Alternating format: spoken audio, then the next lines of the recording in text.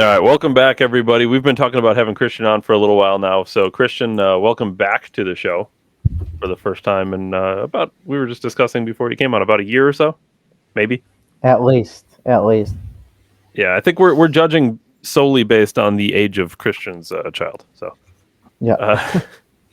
we were just talking Happy Father's Day to all of us. So, Yes. Amen. Ryan, we obviously were talking about having Christian on for a while because we wanted to talk Trump versus DeSantis, and we got into Trump versus DeSantis kind of lightly before, but we're going to get a little more in depth into it. Awesome. And it's not necessarily, and I think I want to be careful because I don't want to be in the this guy versus this guy camp. I think they both have things that should be celebrated and both things that we can look at and kind of nitpick. Obviously, Trump is forever surrounded by controversy and praise. So we've always viewed ourselves as Trump defenders more so than anything else, Ryan and myself. So we'll get into your thoughts about Trump also. Before we go any further, though, I have to mention this. You're not going to see this episode on YouTube right away. There might be a delay. We're going to post it on YouTube when we're allowed to be back on YouTube. But here's what happened. Here's the story, Ryan, because I think I got you out of the blue. YouTube hit us with a copyright strike because we did a clip show about we were reacting to RFK Jr. on Joe Rogan's podcast. Yes. Everyone go over to Rumble. You can watch the show there. Obviously, Rumble supports free speech, so you're more than welcome to see the show there. YouTube originally hit us with a copyright. Initially, and usually when you get a copyright strike, it just demonetizes your video. No problem. I don't mind being demonetized, YouTube. Fine. Then it said that the video was blocked and restricted globally, and no one could view the video, which is very unusual in my experience for copyright strikes on YouTube. A couple hours after that, I got a message that the video was removed completely and we were hit with a strike. Since it's our second strike within a 90-day window, we get a 2-week ban from YouTube. If we hit a third strike in the 90-day window, we're permanently banned from YouTube. That's just YouTube's policies. Naturally, as always, I decided to appeal the strike, which is what I normally do when we get a strike, because this is an ongoing thing. Especially after we have a video that does particularly well. It always happens. It was the Tate video, right, David? Tate video was 400-something views. So listen, the Tate video did okay, and the RFK video after is the one that we got in trouble for. Right. I'm just saying, it was like the Tate video put us on the map for them to censor our next video or something. Sure. It happens every time this way.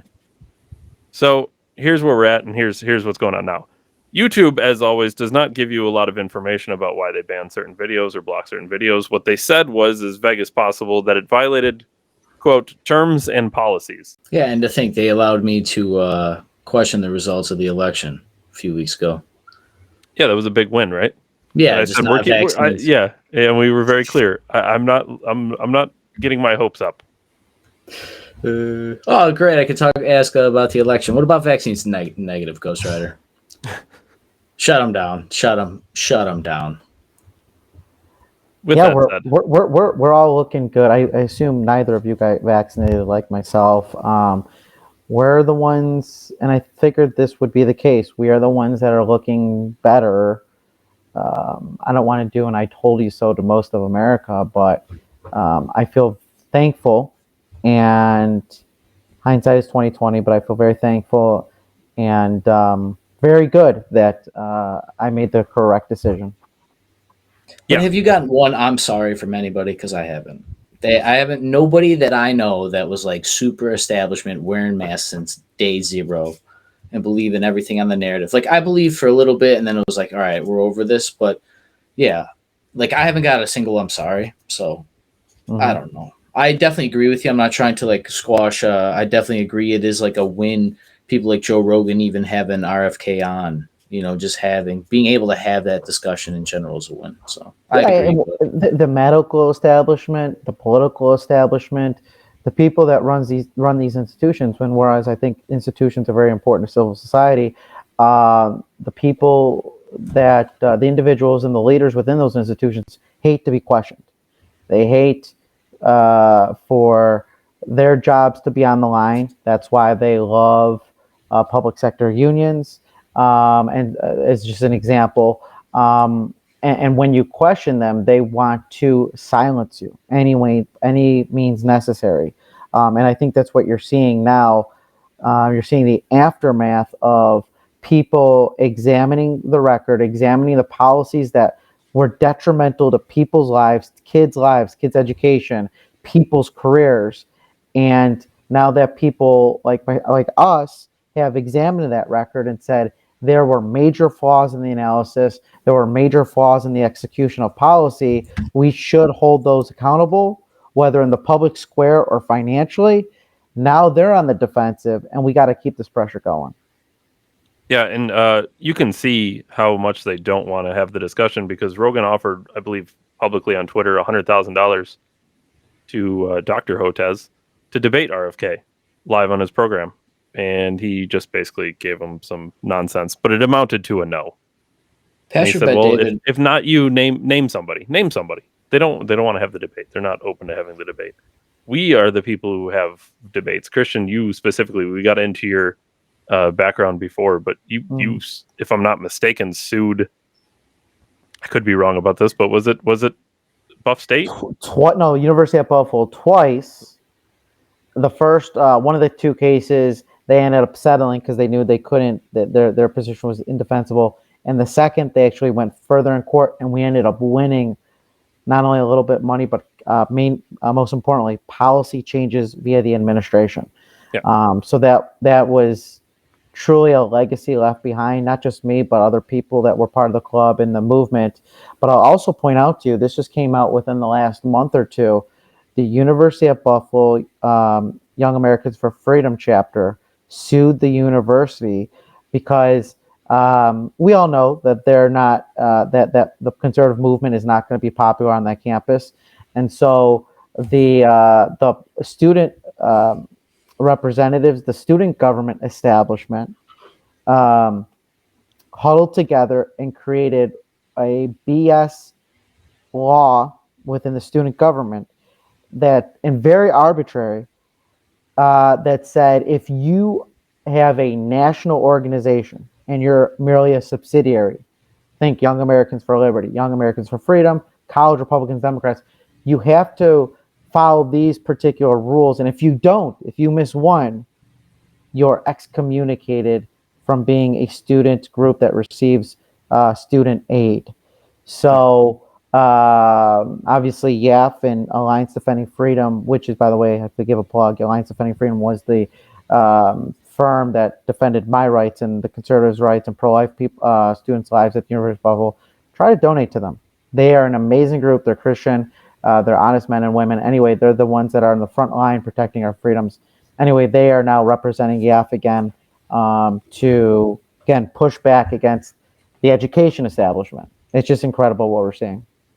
Yeah, and that's what we need to do. I mean, really, at the end of the day, you took it to them, and we need to start taking it to them because you can't just sit back and you take can't. it. You can't. You have to. I like to give people pragmatic ways to make a difference. Number one, coalesce, create a young group, an organization, do a podcast, get together at actual functions, and then number two, donate. Not to anyone and everyone, but to trusted organizations and politicians and organizations that you have vetted, because they do make a difference. And there's far and few between. Just like when I worked at Congress, there were far and few between of actual members you could trust with not only their vote, but the things that they said on the campaign trail. So too with organizations. So it's about coalescing and donating.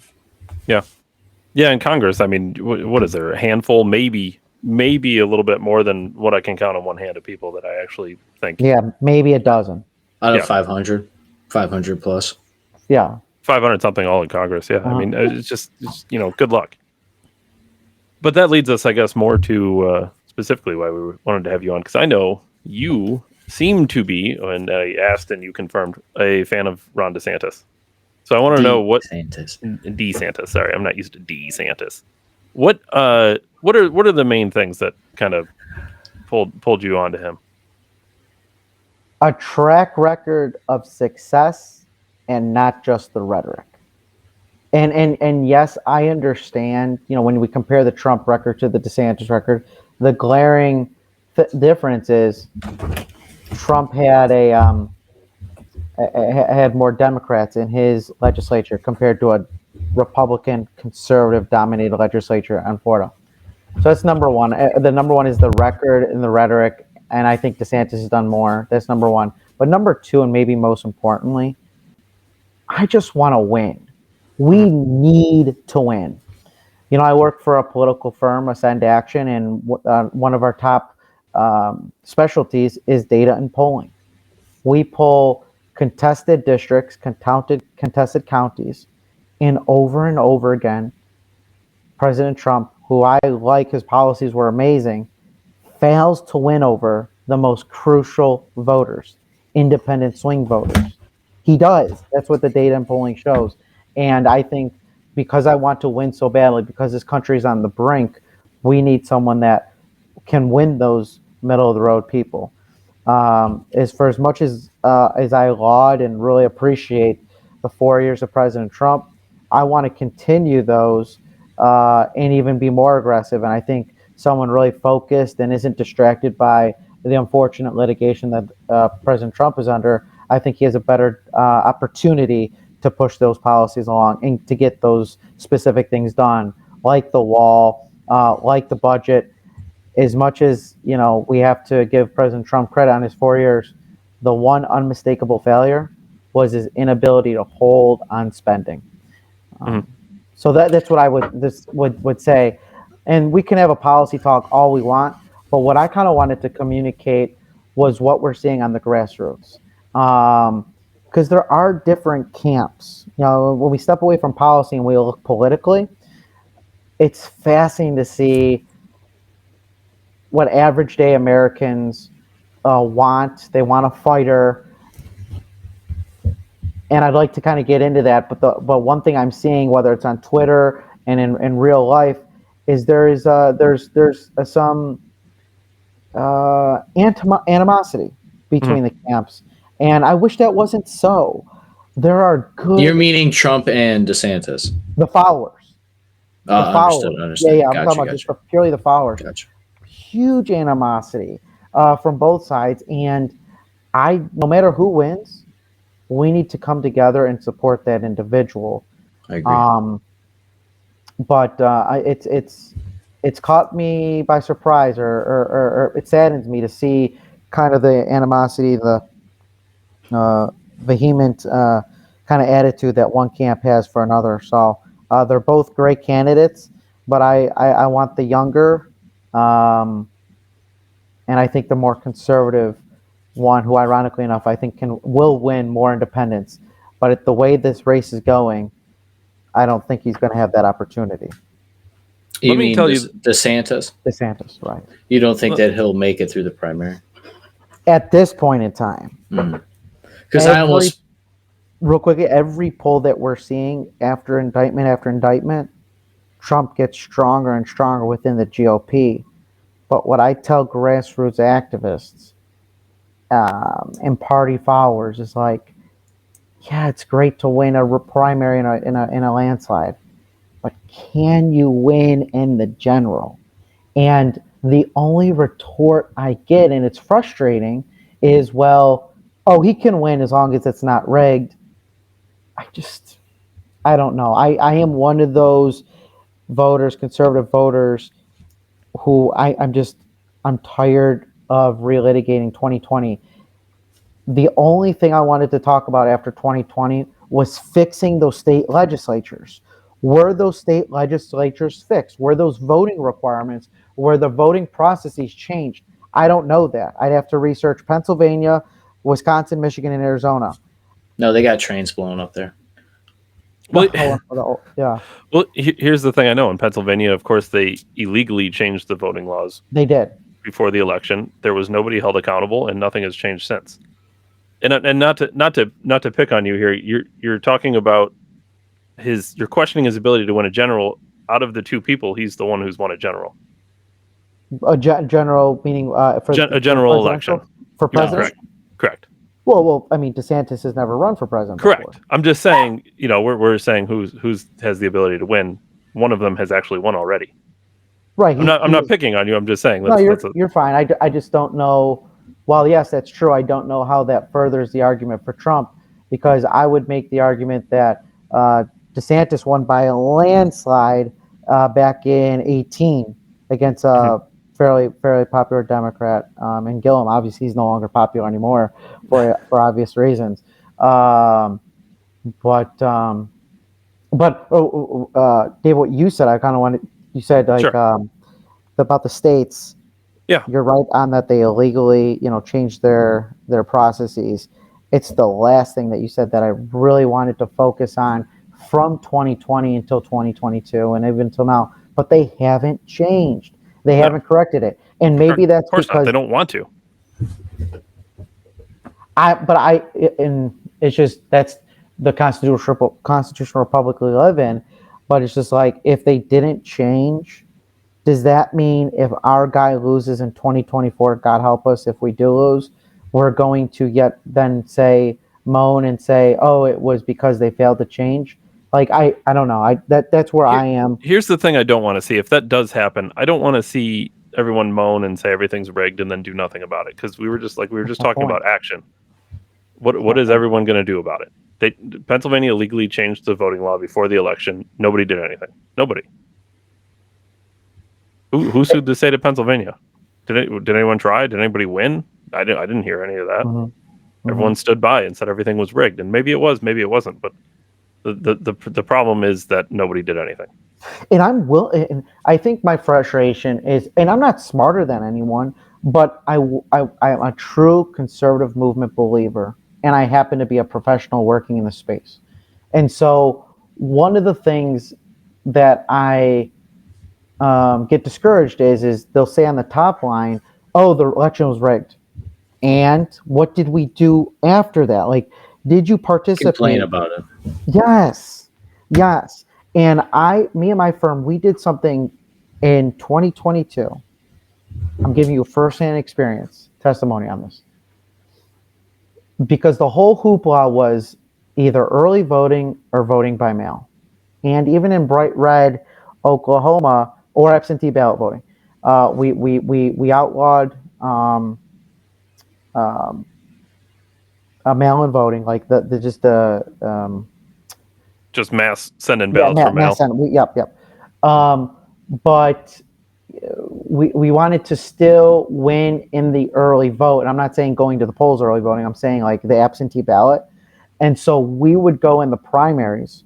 We would go to GOP people and say, hey, we're trying to collect your ballot because we know you're elderly or sick, or you have a history of voting absentee. So, here's who we are for candidate A. We'd really appreciate your vote, and we can help you with that. Oh, no, I don't trust the system. Okay, so we tried that within the primary. It was not successful because Republicans don't want to vote early via absentee. I should be more specific. They don't want to vote absentee because they don't trust the process. Fine for the primary. We then tried to do it for the general. Again, trying to capture and trying to win that round or win that process of absentee, and people wouldn't do it. People wouldn't vote, even a lot of independents. So it seems to me the only people that want to vote absentee are Democrats. So Republicans, conservatives, we have to get better at, I think, winning independents, even those that vote absentee or don't want to vote absentee. That's from a firsthand experience. That is the part of the area that we have to improve upon, are those independents who vote early. And how what do you think the next step is then? Because you said you went and tried to do it and you couldn't really get enough people to really come on board with that. Is the way forward to change the narrative on people's ideas of election fraud, interference, things like that? Say no, it's legit. Trust the process. Go to the fill out absentee ballots, vote by mail. It's all legit. It's going to come together fine for you. It's a great question. I have two answers. I don't have an answer 100%, but I have a theory, and I may try it out this upcoming election, is to get them to vote early at the polls. Again, you can vote early absentee, or you can vote early at the polls. And I'll give an anecdote. one of our clients, he didn't blame his election loss on this. He lost by 400 votes. He was challenging the Democrat incumbent. Tell me your vote don't matter. Yeah, exactly. This was a House state legislature in a leaning Democrat district. Damn it, man. Yeah, and we ran an amazing campaign, and he worked his butt off.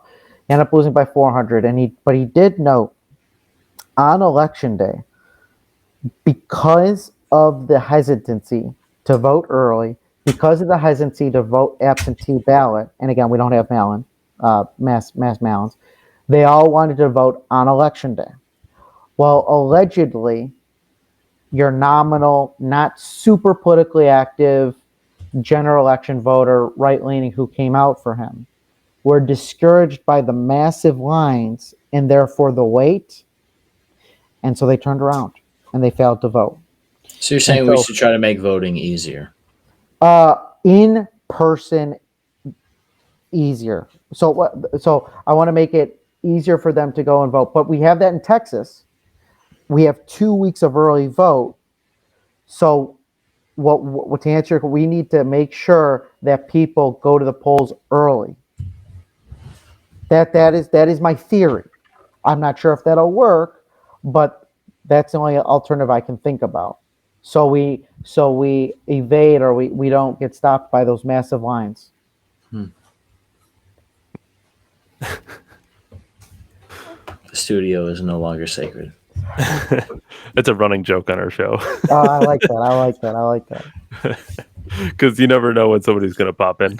Exactly. That's what makes it the best thing ever, though. You know. That's so true. So I think the I would like to see is to what we call bank. Let's bank our votes in early vote, whether that's with committed conservative Republicans, so we kind of get them out of the way. That would be the most efficient from a political consultant point of view. I would love to get our conservative Republicans, our hard R's, to the voting booths in early voting, whether it's a week or 2 weeks out, so we can then focus on the independents and get them to the polls. Yeah, I was going to ask Ryan. I was going to ask you too, what you kind of thought about this, because I know we on the show have been guilty of saying, "Listen, elections should be one day, and you better get there." And obviously, there should be exceptions for people who are overseas fighting for our freedoms. It wouldn't be right to them. And obviously, there's people who are sick and things like that. But we were more pointing at the mail-in by ballot because COVID. Listen, find a way to get there. You know what I mean? I don't know, Ryan. What do you think about what's I don't know, this idea to make it easier to get conservatives or Republicans are there? Sure, but the main thing is I actually think if you made it harder, there'd be less Democrats. So there's always that. But I personally think there should be resistance to voting because you would care more if you have an invested interest. It's like paying for consultation as opposed to getting free consultation. You're more likely to take something away from the thing that you pay for, that you have time invested in. If there's some kind of resistance, if there's some kind of struggle per se, I'm not saying it should be walking 50 miles to vote. I think the old lady down the street that whatever should be able to call the voting booth or wherever her district is, get the thing mailed to her house. If she don't trust it, they should be able to drive it out. I agree. But I mean, we're talking 1% of voting scenarios shouldn't dictate the other 99%. And I mostly think that all the ploy, and this is why I agree with the early voting. It's to stem for young people, because honestly, let's think millennials don't want to do things until they want to do things, so if you got 2 weeks to do it, you're like, I'm definitely voting within a 2 week time span, but Monday, the 20th at 2 p.m., I may be this and that, and everybody's busy, whatever the excuse is, like, voting may take a back seat, and I think this is to appease the younger crowd, which the Democrats have done for many, many, many years. I mean, they gave you 18-year-old voting, for example, if I'm not mistaken. But it's still, I don't know. I think there needs to be resistance, but I do agree with the fact of why it would work, and I also understand why Republicans and conservatives will want early voting in that sense, because then when you show them polls, because of the biggest thing, I remember, I'll never forget it, Buffalo News. The morning I woke up to go vote for Donald Trump to kick Hillary Clinton's ass in 2016, it said he had a 1% chance of victory. It said Hillary Clinton, 99% chance winning, and Donald Trump won that day. So if we had early 2-week voting the last day before voting day or whatever, you could be like, well, out of all of the registered voters, 59% of them have voted for Trump. It might allow for, such as you put it, like targeting independent hotbeds and trying to flip them based on the algorithm. Because let's be honest, if people knew what other people voted for, they would probably vote for that person over what they believe, the average person. I mean, that's why we can't have leaks on election day. I think to your point, like I don't want leaks to come out and be like, yeah, Democrat is up by 8%. You know what I mean? We don't want that. This isn't an ESPN scroller of, like Exactly. an update on a sports game. I for a second thought you meant water leaks that would shut down the facility for a few hours. David, I'm just sure that something appeared in the middle of the night and fixed it. It was fine. Yeah. And I know, we should probably do another video on voting because this is just so important. But I think there is some fatigue. No, I don't know. I don't think I know that there's voter fatigue on election security from independents. And I'm not saying we stop talking about it, but there is a disconnect. It's like the independents feel. My problem with independents is, how are you an independent at this time of our country? I don't understand it. I mean, this is so Look at Elon. Look at Elon.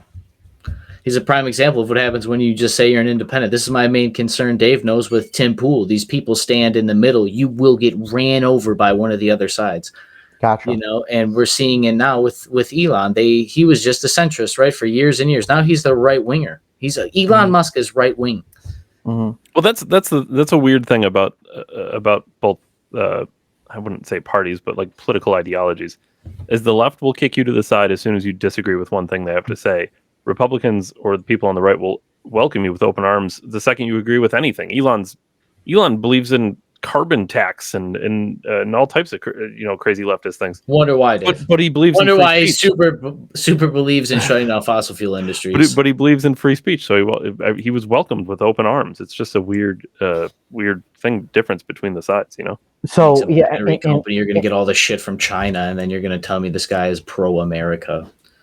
And so no, you're good. And I don't believe that guy 100% ever. And he wants to put a chip in everybody's head to make us trillionaires. And Dave's going to go sign up for Neuralink. It's just like, that's why I was so confounded with the 2022 shortfall, coming up short. I mean, it was just. That's an understatement. Yeah, that's an. I think everyone was expecting a landslide. A landslide. So what were the two issues? The two issues were from the exit polls, abortion being number one. It was a reaction to that, to the pro-life saving babies decision at the Supreme Court, and then some state laws. So that's number one. Number two, just Trump and stolen election and / insurrection. That's what independents said. Those perfectly timed news stories that were dropped in specific strategic locations during the time of the year to possibly sway elections, but they say that YouTubers can sway elections, right, David? Right.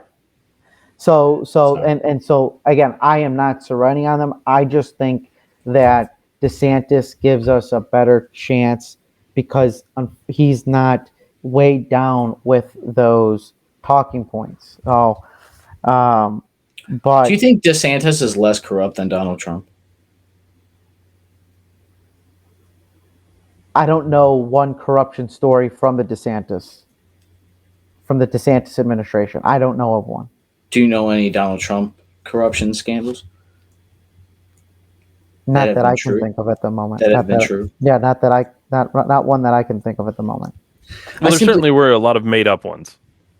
Yeah, made up ones. Exactly. It's ridiculous. But I come from a point of view on policy. I just love public policy, and I don't get in. I try not to get into those issues, the conspiracies or the corruption. But go ahead, take it away. The thing that's unfortunate is those play a big role. If anything, a bigger role than policy, which is a shame, but I think it's true. I mean, that's the problem you have with voting is that if people think voting integrity is just saying the system's corrupt. That's just like the adjective we use, so it doesn't sound like we have corrupt voting in America. when it's not really corrupt, but it's kind of like people think it's corrupt, which makes it corrupt, right? Right, that's a great point, and it's along the lines of the narrative, right? The narrative with Trump, whether it's true or not, and they're false, but I'm stressing here because I've been to so many doors across America and talked to so many voters, and it's really sad because President Trump doesn't deserve it. But the narrative is there, and it will never stop. And you don't think they'll do that to DeSantis, though? I mean, because I've seen mainline left-leaning publications for various months now propping up this DeSantis thing. I mean, shit, I brought up every week on this program to David that they keep referencing DeSantis, but he hasn't even officially announced yet. And then it's like 3 months later, he officially launched, which is great for him. It's cool that they knew before, but just as like funny, you see the system work in front of you like this, not acrobatic act, but I mean, you don't think they're going to make up narratives and all these cases and all these other things on DeSantis like they have Trump? I mean, the thing that's interesting, though, is they certainly have attacked him, but to Christian's point, it almost does seem like they always attack him on policy.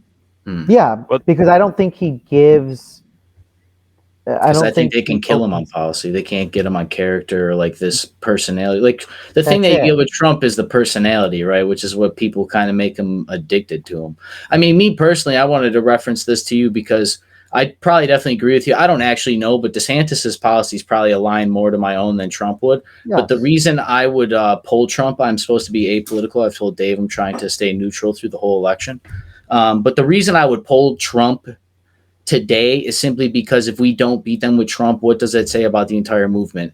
They impeached the guy twice during his last presidency, right before an election, had everything else. There was all the Hunter Biden stuff before the election. 1 in 3 Americans believe they would change their vote based on that. So, I mean, just one poll alone I don't even care about the voting problem because we have clearly seen that social media has colluded with mainstream media and the Democratic Party and TikTok stars and influencers and companies now with ESG scores that, I mean, they're swaying elections with influence and people that are impressionable with hashtags on the internet, basically. Like, this is so, if we don't beat them with the guy that they said that we should hate, what does it really say about our movement? Like, DeSantis is great, but we need to smash. These people have tried to smash our way of life. They want to destroy the nuclear family, gut the wealth of your family because they say it's evil to be successful when successful people help people more than non-successful. It's just like they want to get rid of like the institutions like good local schools and churches and all these other programs. They want to federalize everything from top-down control. They want to have spy influences and social credit scores tied to social media and bank accounts. I said Dave a thing today about things on YouTube showing filters before you even see videos. I mean, the things that are going to come down the train. Like, if we don't beat him with the guy that they told me to hate him with, I don't know what we have. No Lexus. It don't matter if we have DeSantis or a guy that's watered down Trump with the same policies, but he's super nice and handsome, maybe like me, but like that could go up there with a suit and tell you everything. Like we almost have to elect that guy.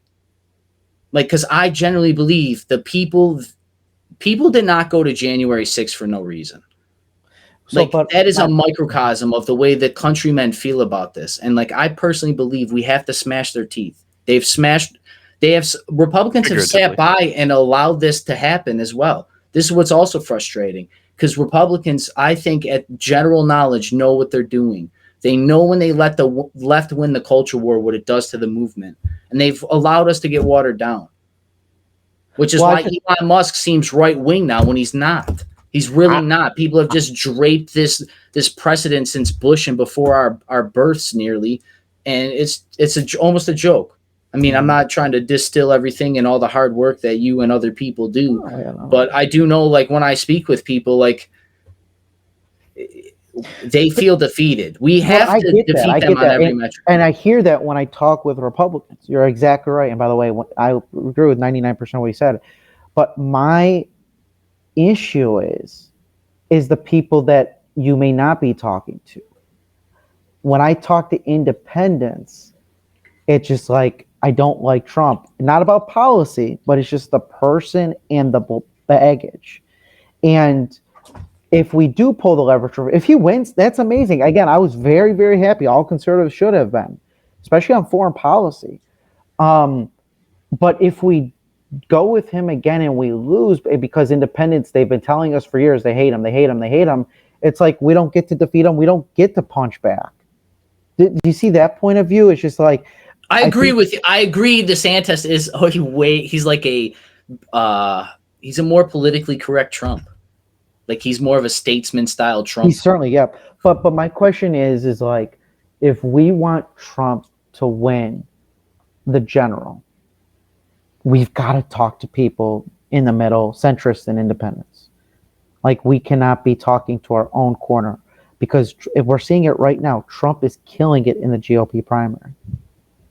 We need to talk to independents. We need to convince them of something. We need to get whatever their hang up with Trump is. I don't know.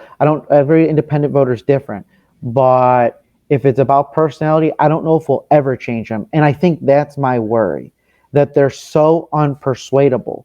Why again? Answer me this. Why again was 2022 so underwhelming? Yes, abortion was on the table, but the second number reason was they were fed up with the insurrection, the steal the vote, and Trump. And I just don't want to repeat that again. That is my only genuine worry. Well, and Democrats knew that was going to be the case, because we ran a story about how they were financing some of the Trump-backed candidates, specifically because they knew they weren't going to do very well in the elections. And it turns out they ended up being right. It's weird. I don't want to come back in February of 2025 and we've got some Democrat in the Oval Office. Here's my honestly truthful. You don't think Biden runs? You don't think? Well, something could happen. I mean, the guy literally stood and put his hand to his heart while the Indian national anthem was playing, and he thought there was the American anthem. Like, he's just so. Well, to be fair, though, God save the Queen. So. I love your one-liners, man. They're so good for this type of thing. My biggest fear, if I'm being honest here, though, here's what I didn't want to see, and I know it's going to happen. You're not changing Trump's mind. He's running. So unless he's in jail before the election, he's running. Dude, Trump running from prison would be fucking unbelievable. Live stream. This is the Trump campaign. I'm running from a jail cell, still beating nothing Joe Biden. Joe Biden ran from a basement. Let Trump run from jail, man. But here's what I see happening. Trump and DeSantis are going to get into it. They're just going to. They're both leaders. They're both the guys who want to be in charge. They're going to get into it. They both want to win, and I just don't want to see bloody Ron DeSantis, whether he wins the election or not, get bloodied up when it might not even be necessary. And at this point, it's a moot point because he's running. So regardless, but before he decided to run, I was like, man, just wait. Just wait one more election. Maybe the time's right for him. I get it, but it just seems dangerous and risky too. Everyone said, just wait, and I get that. But the political reality is, and I hate this because it's politics, uppercase P, you have to run when you're hot. 2028 is at the time, 6 years, because it was 2022 when that talk of DeSantis running. 6 years is an eternity in politics. So that's I would agree. However, the reality is 6 years is just way too long. And I don't know if Florida has term. I don't know if it has a term. I mean, that's just A1 and A1. I think the reason why Pence was such a good vice president was because he was very voluntarily, super humble, second option. But he was quite literally the polar opposite of. He was quite literally the polar opposite of exactly. Trump. And he has the humility to do that. But I would say real quickly, and I want to get out what, as I said in the last time I was on the show, I think I'm different from a lot of people that work in politics professionally, is because I really try to open the door or the curtain for you guys to see the great stuff and the SHIT stuff that happens behind the curtain, as David's own curtain is moving. I see that. Believe animals are loose. Studio sacred, man. Studio safety. So one of the decisions the campaign, and I wasn't I was very entry level at this point with the Cruz campaign is. But afterwards, we're hearing the debate was, when do you go after Trump? And obviously, again, Cruz and DeSantis are in the same wing of the Republican Party, the far right, diehard Tea Party. That's where I am. So, 2024, that debate within the DeSantis campaign is going to be the same that us and the Cruz campaign had, which is, when do you go mano a mano with Trump? We felt that we had to wait and wait and wait until it was just he and I, or Cruz and Trump. Mm-hmm. What were the problems with that? And this, again, 2020, looking backwards, Kasich refused to get out. He still had a 7 or 8%. Too. He is unpreparable, but the facts were he remained that 7-8%. And then the second thing was Rubio, who was the actual third place winner of the primary, I believe. He should have gotten out sooner, and we would have been able to get his votes come Super Tuesday, when it was North Carolina, Illinois, Florida, all those states. Well, a big slice of Virginia, a big slice of those voters went for Rubio in the primary, therefore delaying that mano a mano. So all of that being said is the DeSantis campaign is going to have to figure out, do we continue not going after Trump and sinking and simping and hoping that the indictments and the trials do something? I mean, that's why those decision makers get paid a lot to make those decisions. I don't think he's going to have a choice, because, quite frankly, he's going to be on. If he's not on the offensive right away, he's going to be on the defense right away. It's a great There's point. no way he's not going to get singled out by Trump, because there's nobody else who's even relevant running right now. That's a great. I mean, with all due respect to Tim Scott, Nikki Haley, and whoever else might be running, they're fine people and whatever, but they're let's be honest, they have no chance. By the way, I'm a big fan of Vivek. Just saying. I know he's got to check it fast, but great. Again, true. And I'm a very ideological guy, and I love Vivek because he's obviously not going to win this primary. Exactly. He's excellent, but yeah, he's like the most. If you had to say, he's the most consistent conservative, or most ideologically aligned conservative. You know who he is, and I'm not saying this from like a personality or whatever standpoint, but he's like the Ron Paul guy that always runs, because he's great and I love him and I love all these things he has to say, but I know he's not going to win. Like, it's the idealist or the ideological. I love guy, you, but you're not going to win. It's that guy. You're not obnoxious enough.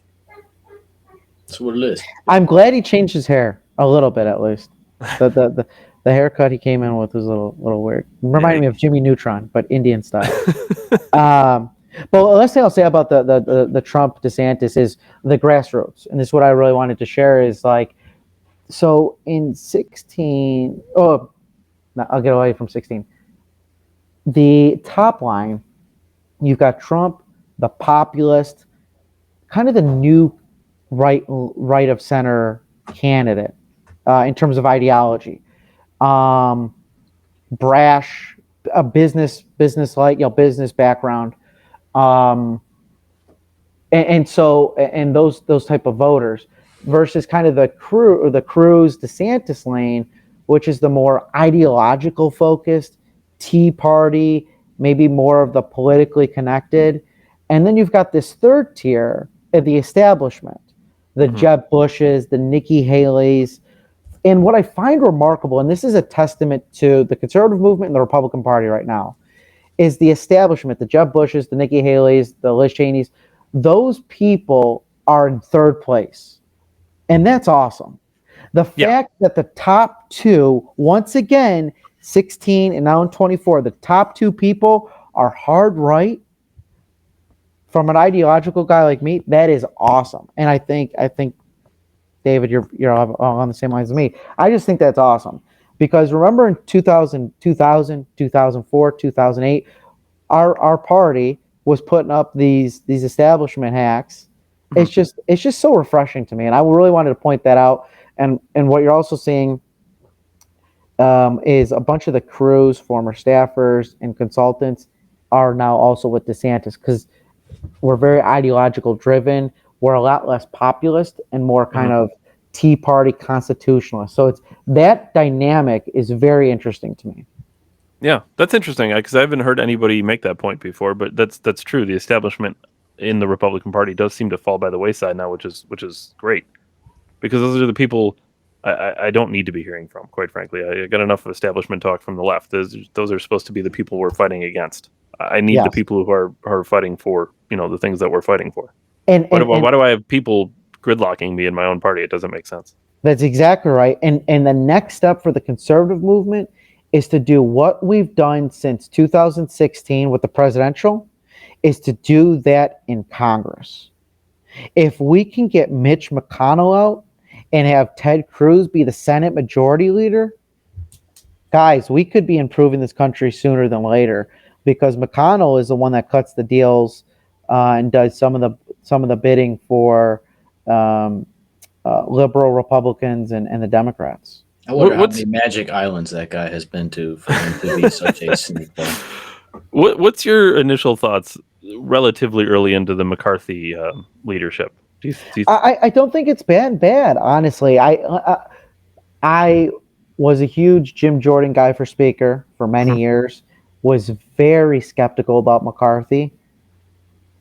But I've been pleasantly surprised. Now, obviously, I don't want to see spending increased, and I understand, my budget would look a lot different. But again, I'm not with 435 other representatives and have to pass this with a sitting Democrat president. So with us not having the Senate and not having the White House, I think he's done a pretty good job as of now of July, as we go into July 2023. He has seemed open to talking to some of these people on the what some would consider the hard right, these Matt Gaetz, yes, he has. Marjorie Taylor Greene, and Lorraine Boebert. And he's person you got to put in there, my former boss, Chip Roy. Just got to put him in there. Yeah, absolutely. Yeah, all these there's like I said, there's handfuls of these people, and there's not many of them, but sure, Chip Roy, Jim Jordan, like these are solid people that I'm glad that McCarthy seems to be somewhat, or at least more than others listening to. And that's something that his predecessors, Ryan and Boehner, never did. In fact, they tried to actively shun them. But that's only a testament, guys, and I really want your listeners to understand this. McCarthy is doing that in part because we conservatives around the country are sending more and more people like this. That's only made possible by we the people. So yes, it sucks that election after election, we get the same old people, and it's partly true. But the House Freedom Caucus, the hard right, has grown more and more, not in just numbers, but in power and influence, because we've been voting correctly when it comes to our conservative districts. And so I'm very happy about that. It's one shining star that I want to give credit to the conservative voters around the country. I really appreciate you sharing that insight, and that's super important for everybody to know, especially me, considering I went on a black pill rage 3 weeks ago, David. You remember the story? And I was basically said, why should I care about anything when I tried and I gave up? I thought I gave everything, but obviously it's not true. But so yeah, that's amazing. That's really actually awesome. Because hopefully that just continues. Yeah, you think so, right? So it was hopefully that just continues, so we can wield more power from the hard right, and we can influence who the leadership is, and then sooner or later we should be able to have again, just like we did with Trump and DeSantis and Trump being the top two, and Cruz and Trump back in the day with top two, that we can get our guy when it comes to Speaker, when it comes to a Majority Leader in the Senate, because right now in the House of Representatives they've got a clear ear, they've got McCarthy's ear. Let's actually get someone in the hard right in those leadership positions in the House and in the Senate. And we don't have an ear; we actually have power. That's got to be the goal. Those are all very positive things. I want to tie Hunter Biden to this because this is something I'm worried about on the other end, though. And while all those things are fine and good, how do you compete when you have these bureaucracies laced with corruption on the left, and you see things like Hunter Biden? Well, and I hate to dink. Oh, go ahead. Yeah, sorry, my screen just went black for some reason. I've never seen that happen before. Oh, that's weird. I hate. As soon as I said Hunter Biden, it went suspiciously dark. I don't want to get all conspiracy, but I'm just saying. Glad I could get the FBI away from the child porn for 15 seconds.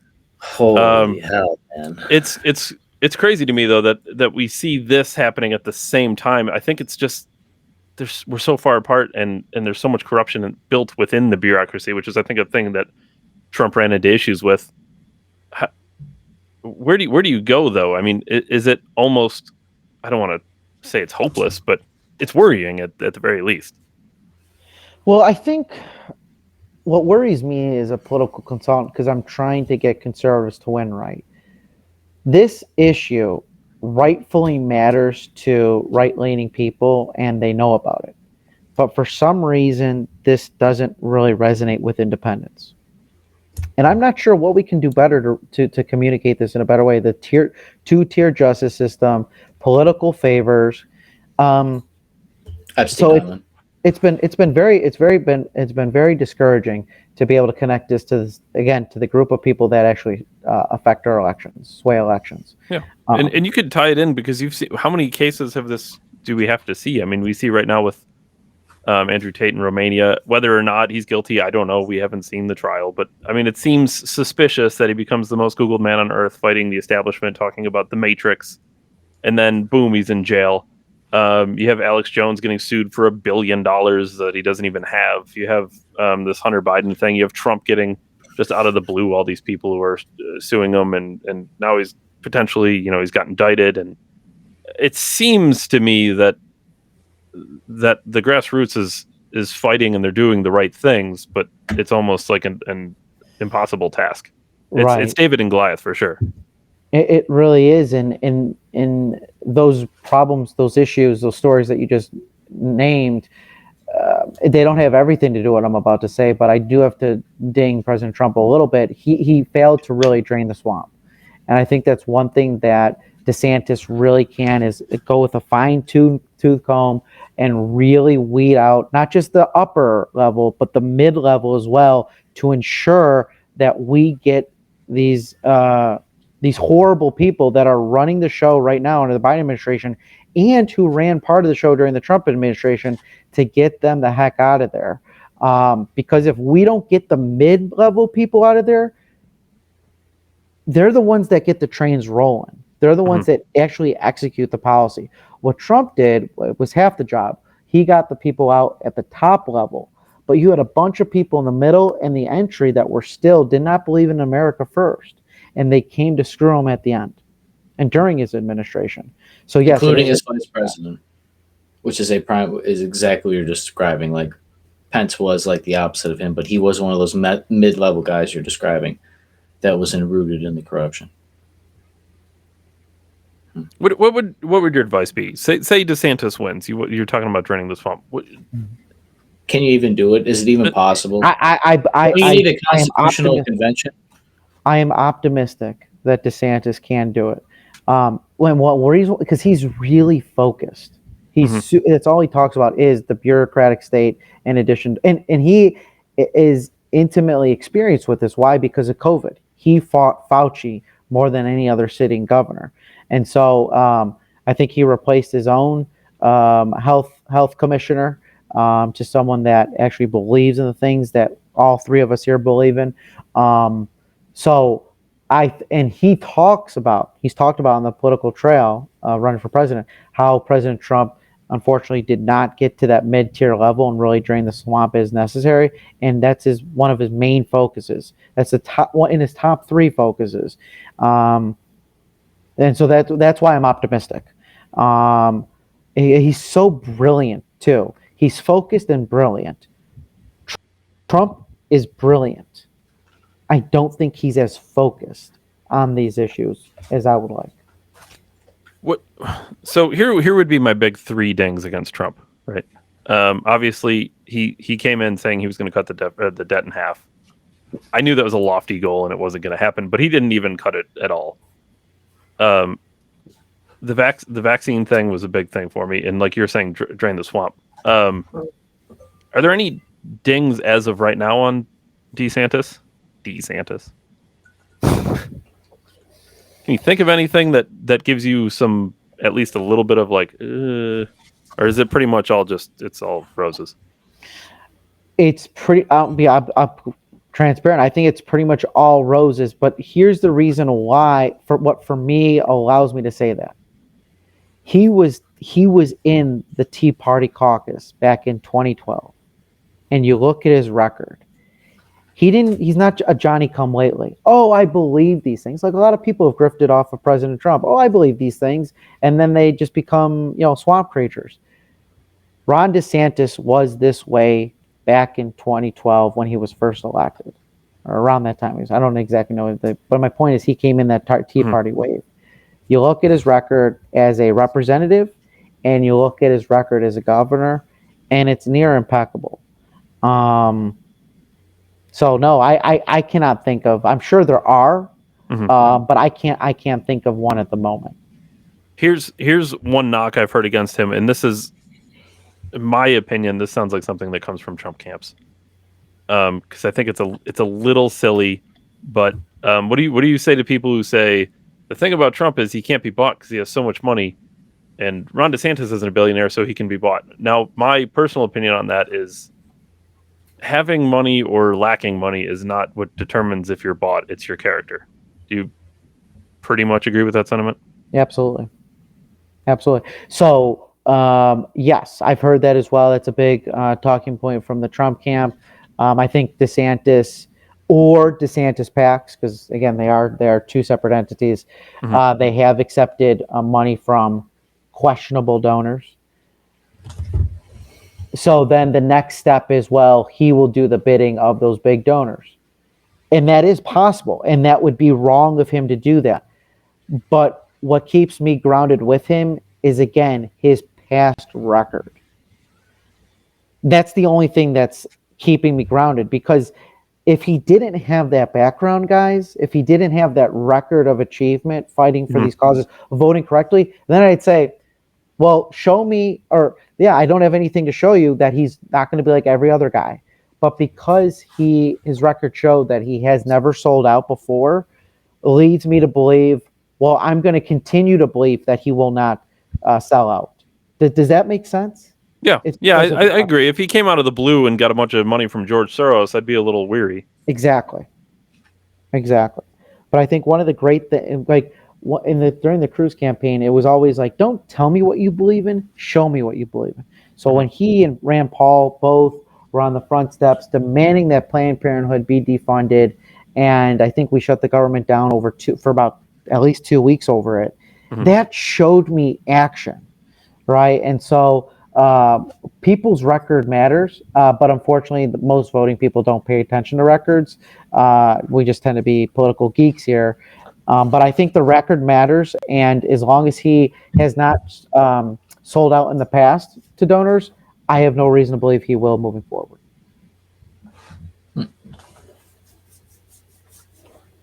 Sounds good. But on the Trump angle, again, he doesn't have to be bought. That's great. Doesn't mean he can't be, though. Again, I think character plays a lot more role. I'll give him credit. Okay, he hasn't been bought out. That's fine. He hasn't been sold out. My one criticism would be he just is really cavalier, and I get that's his personality.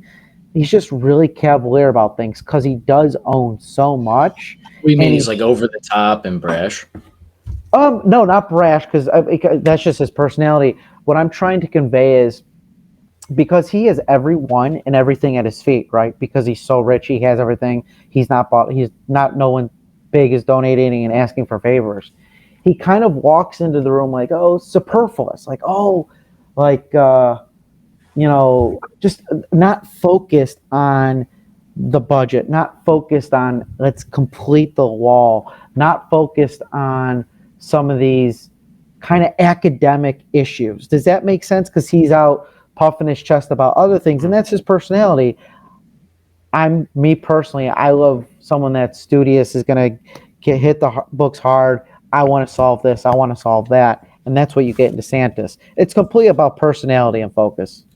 Well, you can see DeSantis's focus when he has like interactions with, say he's giving a press conference and the media bolts a question out. He'll turn, look right at the person, answer, boom, on to the next thing. It's very quick. Sharp, it's very focused. Whereas Trump will go on about what a terrible person they are, and like, they put their dog down, and like, it just random things that don't matter. And it's entertaining, but I agree, it's very unfocused when he starts kind of going off on some of these rants. And that is in part what won him in 2016. Mhm. It really is. Again, I'm going to give you a first-hand count. How many voters I spoke to in 2016 that said Ted is either just too smart and too pastor-like. And I enjoy, the nominal voter enjoys the rock star, I'm not bought out persona from Trump. And I think that, in addition to Clinton just sucked as a candidate, that's how he won 16. And I think 2020, in addition to the state legislatures, as we talked about earlier, doing a horrendous job and violating their own law. But number two, he just had so much personal baggage that outweighed his rah-rah celebrity status. For people in the middle. Exactly. The middle ground people. Exactly. What do you Trust make me, of... I wish everyone was like us. What do you see lately? And I haven't seen very up-to-date, super current polls, but I know as of maybe it was a month ago, maybe it was even pre-indictment, which can obviously play a huge role. Trump was doing very well in general election polls across the board. And DeSantis also did well. I think, if I'm not mistaken, both of them wiped the floor with Biden. And Trump edged out Biden. What do you make of that? Do you see different polling internally that leads you to think the independents aren't Trump fans? Yeah, or is it... I appreciate that question. I try not to put a lot of stock in the national polls because it's not this. We're not one on a popular vote. We're one state by state, congressional district by congressional district. And so, while I'm happy to see that both Trump and DeSantis beat Biden in a national election, our internal polls, when we did some swing district polls, again, swing districts, we're talking House of Representatives type areas, we're talking counties. Trump just fails to get the independents. Do we have a rough percentage of the American population that tend to lean in this demographic of independent that you're speaking about? Off the top of my head, 20%, 30%. I hate to throw out a number. I don't know at this point. Okay. I'd be happy to ask the professional pollsters that I know to get me a number. Because honestly, I think even me personally, as like you call this little political geeks, when I go out, because I'm a big guy talking in public, and when I go out and confront these people, like a lot of people, I think you could get them to go Republican very easy if you just portrayed the information as like it useful to their life. Like, did you know that blah blah blah and 1% would make your mortgage go up? $10,000 over 30 years. And yeah, for example, Ryan loves to talk about the price of bread at certain points in time.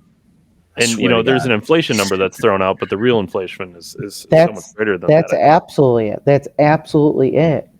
But we need a communicator to be able to do that can focus on those literally bread and butter issues, or in this, maybe gasoline and egg prices issue. I mean, because I'm about to get my own chickens at some point. It's getting unbelievable. I mean, the human experience, I really believe this. I've thought about this over the last couple of years. The human experience, to have a successful human experience, is one of conservatism. Faith, family, have faith in someone bigger than yourself. Cherish the ones around you, namely your family.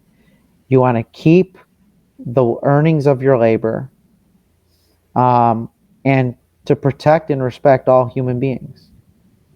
Those are conservative values that should then translate into conservative policy. So, that's interesting. You're saying we're basically biologically driven to be that way. Yes. And yet somehow people come out totally opposite. Because the left is in perpetual rebellion. They are in rebellion. They also control the arts, the media, the education. I mean, social media. Well, yes, that's what they control. But I'm saying what the 3 or 4 tenets I laid out as individuals, I think we all kind of agree with. The 100%. The leftist doesn't believe in that. The leftist is in a perpetual rebellion of truth. Let me, if you give me a minute to explain this. No, The, please. the leftist is in perpetual rebellion against truth. They're against truth when it comes to free market economics. They want regulators and the government to control rather than individual people within the market. They're against little definitions in science when it comes to abortion and the preborn and them being human. They're in rebellion. They deny those facts. They're in rebellion to a strong civil. They're in rebellion to what is the definition of man and woman. So each pillar, the leftist is in rebellion or against actual truth, fundamental truths. Free market economics. What is a human being? What does it mean to be man and woman? Say we're a democracy, but we're a constitutional republic. Exactly. That's another example. So tenant after tenant, the leftist is not only wrong in our opinions, but is literally rebelling against truth. Interesting. That would explain a lot. It explains the fundamental difference of the disconnect that we have in a society. It's fascinating to think about.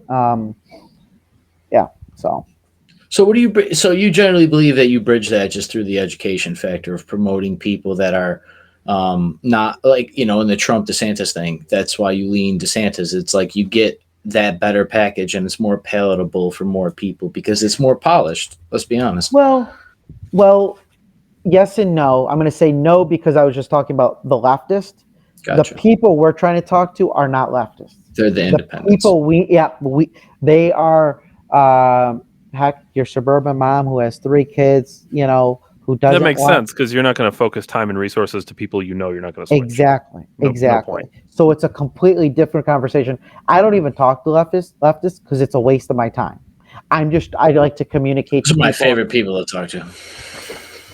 I just try to communicate to people on the right. Hey, this is why they're so terrible. If I do say, they're really unhappy people typically, and people could say, "Oh, you're just talking to your tribe." No, I'm just diagnosing and analyzing a particular political ideology and why they're Karens, why they mandate vaccines, why they mandate face coverings, even though that's antithetical to what we know currently in 2023 in terms of COVID.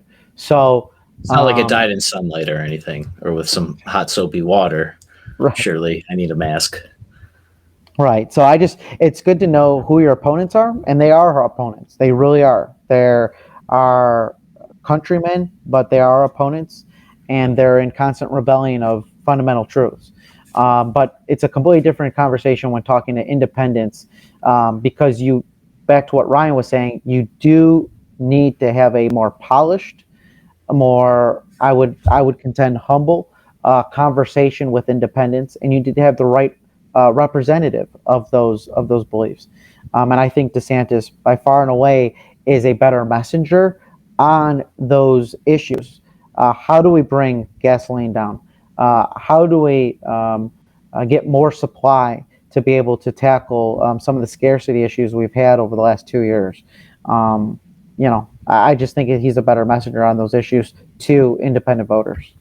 I'm interested in hearing what he has to say about foreign policy, quite frankly, because I know he can handle domestic policy. I see what Florida has done; they've done a great job. But Florida doesn't have to fight the world. I don't think he'd be bad at it. I'm just interested on some of his takes. And correct me if I'm wrong. He kind of was caught in the middle recently. About a month or so ago, he said one thing one evening, I think, with Tucker Carlson. And then 3 or 4 days later, he kind of couched it and said something else. So I think on foreign policy, and again, I'm looking based on his congressional record, I don't think he's as libertarian in foreign policy as Trump is.